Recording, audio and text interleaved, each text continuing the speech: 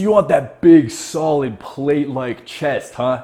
Well, you're in luck. I'm gonna show you exactly how to do that with these 3 exercises.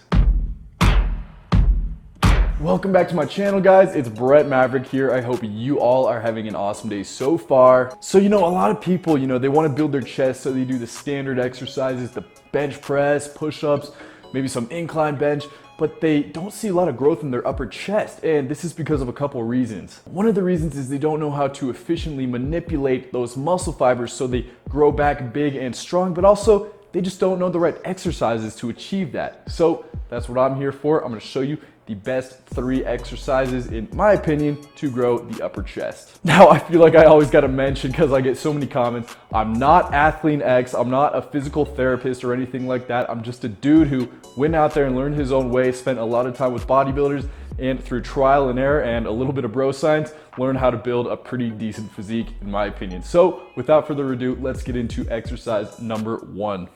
Exercise number 1 is called the Landmine Press. So how you do the Landmine Press is you load up one side of a barbell and then you make sure that the empty side is securely grounded to the ground, right?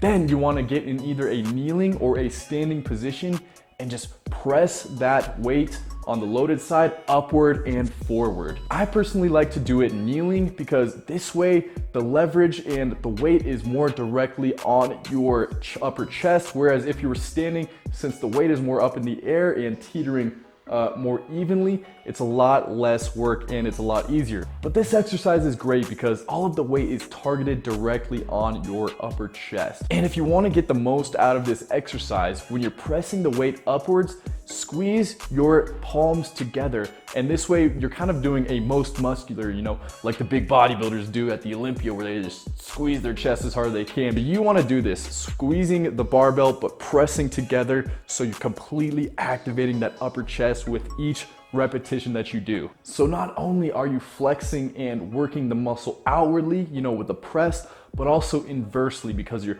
squeezing with each motion. That's probably the one biggest mistake people make when trying to build their chest is, they just do the press, they think that this is enough. You have to hit it with a myriad of positions and movements. So the Landmine Press is perfect for that. I recommend doing at least 4 sets of this, starting around 15 repetitions, building up the weight, working down to 4 to 6 reps. All right, that's exercise number 1. Number 2, I'm sure many of you have heard of, it's just the Incline Dumbbell Fly. So to do the Incline Dumbbell Fly, you want to set a standard bench to about a 45-degree angle with the ground, right?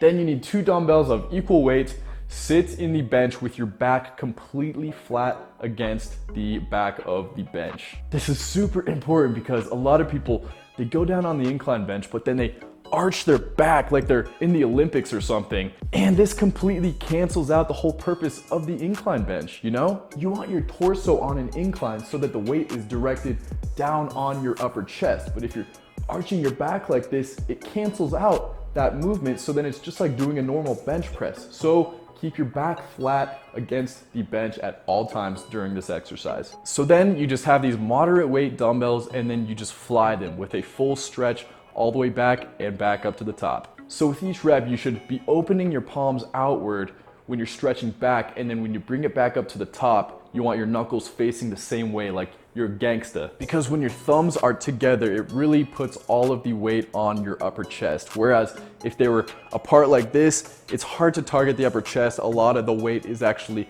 pushed down into the lower chest. So the reason that the flies are so much better than just normal press is, kind of like I was saying before, you're hitting it with 2 movements. Not only are you doing kind of a pressing movement with each repetition, but you're also getting a stretch in there. So you're pulling those muscle fibers apart, allowing more blood to flow in and take up that space, but then you hit it with the actual flexing motion, and then it just totally overloads the muscle fibers with blood, so they pull apart and break apart more, so they grow back bigger and stronger. So just like the exercise before, I do 4 sets, but you want to go a little bit higher reps with these because you don't want to go too heavy, because with the stretching motion, it's a lot easier to injure yourself. So I'd say start with about 25 repetitions, work your way down to 10 to 12 reps. All right, that's exercise number 2.